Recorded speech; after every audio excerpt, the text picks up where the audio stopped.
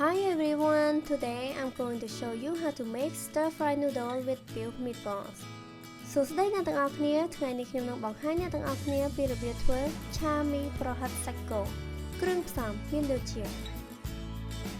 មី2កញ្ចប់ប្រហិតសាច់គោស្ពៃចង្កឹះទឹកស៊ីអ៊ីវ1ស្លាបព្រាបាយទឹកម្ទេស1ស្លាបព្រាបាយស្ករ1ស្លាបព្រាបាយបង្គា1គ្រាប់ដាក់ឆ្នាំងដាំទឹកយកមីទៅស្រុះជាមួយនឹងទឹកពេលដែលស្រុះមីកុំឲ្យឆ្អិនពេក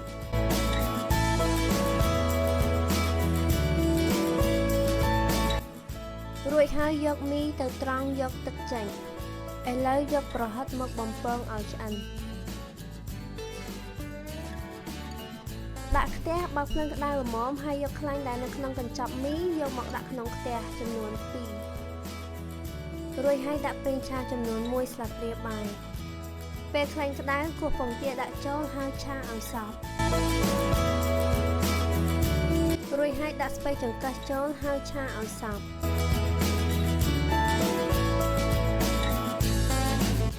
ហើយដាក់មីចូលហើយឆាឲ្យសព្វឥឡូវដាក់ស្ករទឹកម្ទេសទឹកស៊ីអ៊ីវនិងអំបិលមី1កញ្ចប់ចូលហើយឆាឲ្យសព្វ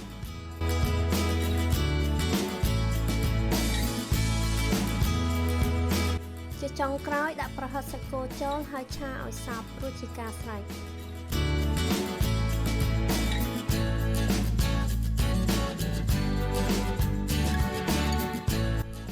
ឥឡូវមីឆាប្រហិតសាច់គោបានធ្វើរួចហើយកុំភ្លេចសាកធ្វើញ៉ាំណា